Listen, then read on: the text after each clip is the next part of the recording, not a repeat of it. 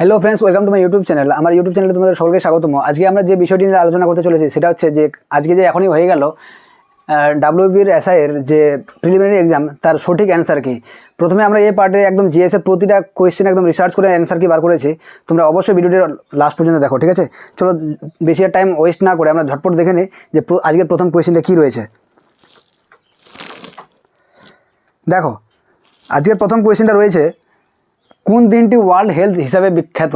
এক্ষেত্রে সঠিক অ্যান্সার কিন্তু 7 এপ্রিল হবে, ঠিক আছে? তারপরে কোয়েশ্চেন দেখি, তারপরেরটা দেখো যে এখানে প্রথমে রয়েছে যে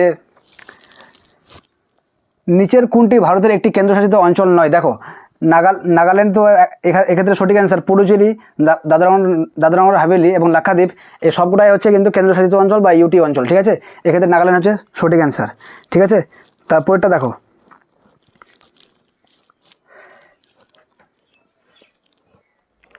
6 নম্বর কোয়েশ্চেন, ভারতীয় সংবিধানের কততম সংশোধন ভারতের লোকসভা এবং বিধানসভার ভোটাধিকারের বয়স 21 বছর থেকে 18 বছর করা হয়? দেখো, 1989 সালের 61তম সংবিধান সংশোধন হয়েছিল। সেক্ষেত্রে কিন্তু যে 21 বছরের ভোটাধিকার ছিল, মানে আগে মানুষ 21 বছরে ভোট দিতে পারতো, সেটা কিন্তু 18 বছরে করা হয়, ঠিক আছে? এই হচ্ছে, তাহলে এক্ষেত্রে সঠিক অ্যান্সার হবে 61তম, ঠিক আছে? তারপরটা দেখো, 7 নম্বর কোয়েশ্চেন, নিচের কোনটি বয়স নির্ধারণ করতে কার্বন ডেটিং পদ্ধতি ব্যবহার করা হয়? এক্ষেত্রে সঠিক অ্যান্সার হবে কিন্তু জীবাশ্ম, ঠিক আছে? তারপরের কোয়েশ্চেন দেখো, ভিটামিন B12 সবচেয়ে বেশি প্রতিরোধ করে কোনটি? রিকেট না গলকণ্ঠ না রক্তাল্পতা না রাতকানা? দেখো, রাতকানা কিন্তু এর ফলে হয়, ঠিক আছে? এক্ষেত্রে সঠিক অ্যান্সার কিন্তু হবে রক্তাল্পতা, ঠিক আছে? তারপরে কোয়েশ্চেন দেখো, তারপরে কোয়েশ্চেন রয়েছে জিএসের কোয়েশ্চেন। তারপরে কোয়েশ্চেন দেখো, এক্ষেত্রে তোমরা পেয়ে যাবে 15 নম্বর কোয়েশ্চেন। দেখো, নিচের কোন নদীটি বঙ্গোসাগরে মিলিত হয়নি? মানে বঙ্গোসাগরে, দেখো এক্ষেত্রে কিন্তু নর্মদা হবে সঠিক অ্যান্সার। কৃষ্ণা, গোদাবরী, মহানদী সমস্ত কিন্তু বে অফ বেঙ্গলে পতিত হয়। এটা কিন্তু ইস্টার্ন ফ্লোর রিভার, ঠিক আছে? ওয়েস্টার্ন ফ্লোর মাত্র, এক্ষেত্রে নর্মদা হবে এর সঠিক অ্যান্সার। তারপরে কোয়েশ্চেন দেখো, নিচের কার রাজত্বকালে ইবন বাতুতা ভারতবর্ষে পরিদর্শন করেছিলেন? এক্ষেত্রে সঠিক অ্যান্সার হবে মোহাম্মদ বিন তুগলক, ঠিক আছে? তারপরটা দেখো, 17 নম্বর কোয়েশ্চেন, নিচের কোন পদার্থটি 0 ডিগ্রি সি থেকে 4 ডিগ্রি সি পর্যন্ত উত্তপ্ত করলে আয়তনে কমে যায়? এক্ষেত্রে সঠিক অ্যান্সার হবে কিন্তু জল, ঠিক আছে? বায়ুও হবে না, তামাও হবে না, এক্ষেত্রে সঠিক অ্যান্সার হবে জল। তারপরে কোয়েশ্চেনটি দেখাও, তারপরে কোয়েশ্চেনটা হচ্ছে গিয়ে দেখো, দ্য টার্ম ব্রাউন ইয়ার কথাটি ব্যবহার করা হয় কোন ক্ষেত্রে? এক্ষেত্রে তোমরা দেখতে পাচ্ছ, সালফারাস ধোঁয়াশা বোঝাতে, না অ্যাসিড বাষ্প বোঝাতে, না আলোক রাসায়নিক ধোঁয়াশা বোঝাতে, না শিল্প ধোঁয়াশা বোঝাতে? এক্ষেত্রে সঠিক অ্যান্সার হবে কিন্তু ফটোকেমিক্যাল স্মগ, মানে আলোক রাসায়নিক ধোঁয়াশা বোঝাতে, ঠিক আছে? এ হচ্ছে এর সঠিক অ্যান্সার। তারপর 22 নম্বর কোয়েশ্চেন দেখো, 22 নম্বর কোয়েশ্চেন, পৃথিবীর দীর্ঘতম মহাদেশীয় রেলপথ কোনটি? কানাডিয়ান প্যাসিফিক রেলওয়ে, না ট্রান্স সাইবেরিয়ান রেলওয়ে, না কানাডার জাতীয় রেলপথ, না ট্রান্স আটলান্টিক রেলপথ? এক্ষেত্রে তোমরা সকলেই জানো যে রাশিয়ার যে বৃহত্তম রেলপথটি রয়েছে সেটার নাম হচ্ছে ট্রান্স সাইবেরিয়ান রেলপথ।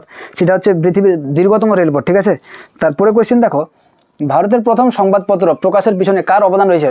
একজন ব্রিটিশার, তিনি প্রথম এই অবদানটি করেছিলেন। তার নাম হচ্ছে জেমস অগাস্টাস হিকি। তোমরা সকলেই জানো জেমস অগাস্টাস হিকি, এক্ষেত্রে হবে এর সঠিক অ্যান্সার। দেখো, তারপরে কোয়েশ্চেনটি দেখো, তারপরে কোয়েশ্চেন রয়েছে, ভারতীয় সংবিধানের নিচের কোন পদের জন্য ইমপিচমেন্ট বিধান নেই? ইমপিচমেন্ট বলতে মানে কাউকে কোনো পদ থেকে হাঁটানোর জন্য, মানে কোনটা, মানে ইমপিচমেন্ট মানে সরানোর জন্য? উপরাষ্ট্রপতির ক্ষেত্রে, না ভারতের প্রধান বিচারপতির ক্ষেত্রে, না হাইকোর্টের প্রধান বিচারপতির ক্ষেত্রে, না রাজ্যপালের ক্ষেত্রে? এক্ষেত্রে সঠিক অ্যান্সার হবে কিন্তু গভর্নর, ঠিক আছে? রাজ্যপালের ক্ষেত্রে কোনো রকমের ইমপিচমেন্ট পদ্ধতি নেই। রাষ্ট্রপতি চাইলে যে কোনো মুহূর্তে ওনাকে কিন্তু ইমপিচমেন্ট করতে পারেন, ঠিক আছে? এক্ষেত্রে সঠিক অ্যান্সারটি হবে রাজ্যপাল। দেখো, তারপরে কোয়েশ্চেন রয়েছে, তারপরে কোয়েশ্চেন আমরা পড়বো, দেখবো 27 নম্বর কোয়েশ্চেন, নিচের কোনটি বহু ব্যবহারকারী অপারেটিং সিস্টেম নয় বলেছে? এক্ষেত্রে 9টা তোমাদের সকলকে মনে রাখতে হবে। দেখো, উইন্ডোজ 2000 এটা সব থেকে বহুল।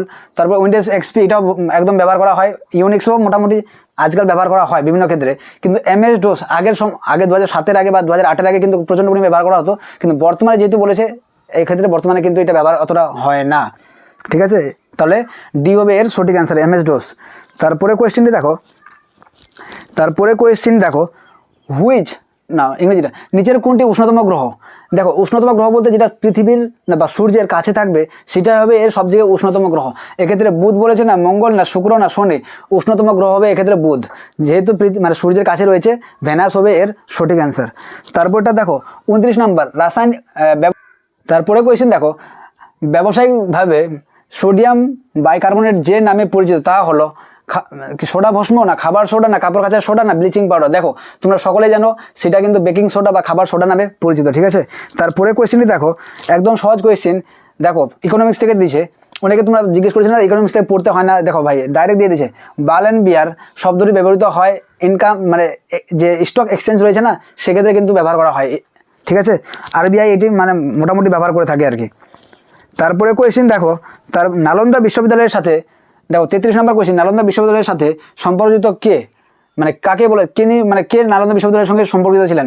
কনিষ্ক, না চন্দ্রগুপ্ত, বিক্রমাদিত্য, না অশোক, না হর্ষবর্ধন? তোমরা অনেকে অশোক করেছো, সেক্ষেত্রে কিন্তু অশোক হবে না, এক্ষেত্রে হবে সঠিক অ্যান্সার কিন্তু হর্ষবর্ধন, ঠিক আছে।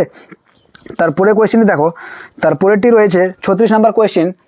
দেখো 36 নম্বর কোয়েশ্চেন, নিম্নলিখিত কোন নেতার জন্মদিবসকে ভারতের শিক্ষক দিবস হিসেবে উদযাপন করা হয় 5ই সেপ্টেম্বর? তোমরা সকলে জানো ভারতের আমাদের জাতীয় শিক্ষক দিবস ডাক্তার সর্বপল্লী রাধাকৃষ্ণনের জন্মদিন হিসেবে আমরা এটা শিক্ষক দিবস পালন করি, তোমরা সকলেই জানো, ঠিক আছে। এক্ষেত্রে তোমাদের ভুল হওয়ার কোনো চান্স হওয়ার সম্ভাবনা না থাকাই ভালো, না হওয়াই উচিত।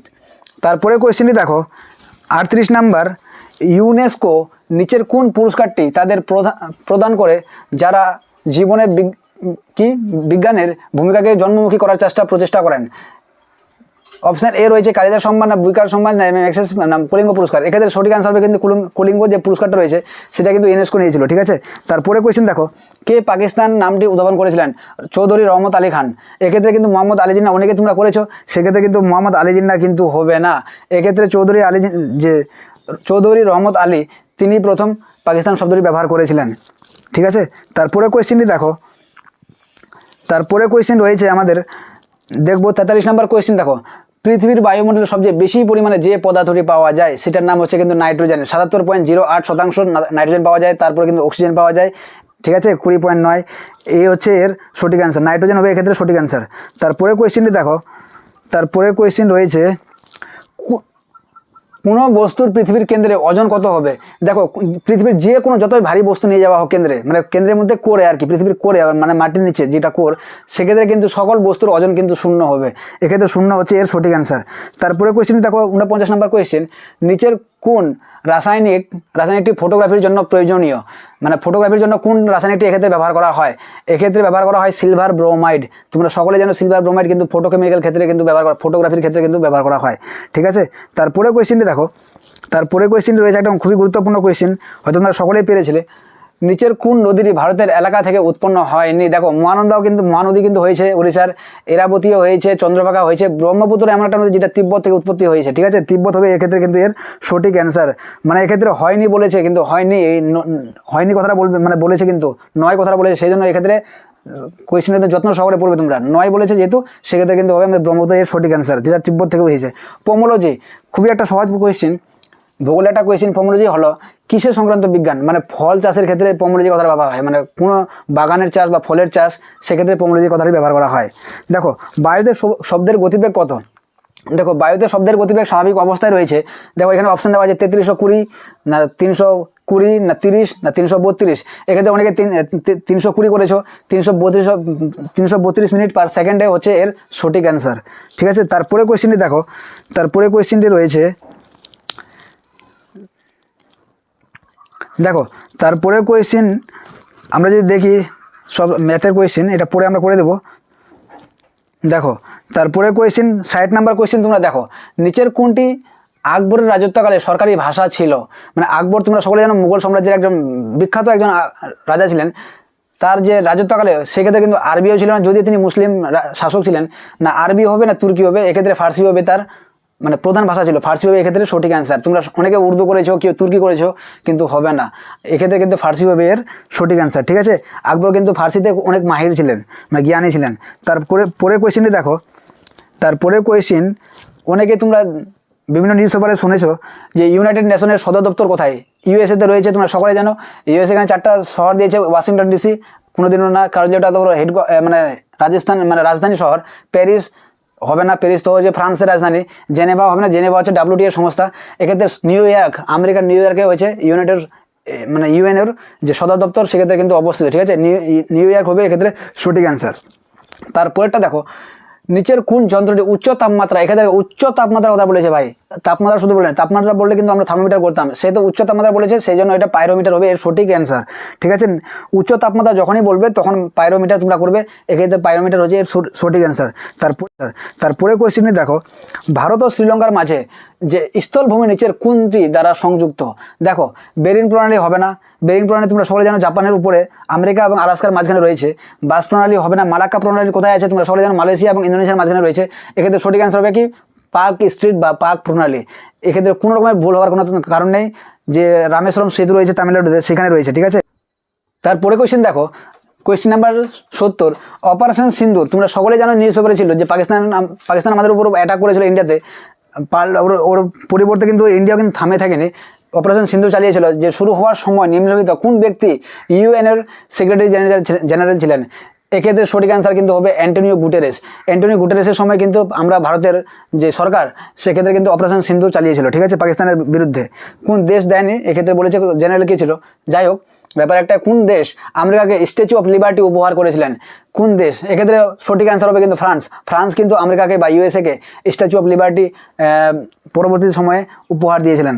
ঠিক আছে, যে অনেক একটা ফেমাস দর্শনীয় স্থান আমেরিকার।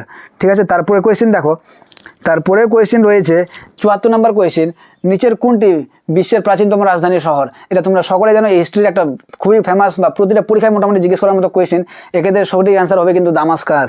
ঠিক আছে, তারপরটা দেখো, কোন দেশ হাজার দ্বীপের দেশ নামে পরিচিত? এক্ষেত্রে নাগাল্যান্ড অনেকে করেছো, কেউ মালয়েশিয়া করেছো, এক্ষেত্রে সঠিক অ্যান্সার হবে কিন্তু ইন্দোনেশিয়া ভাই।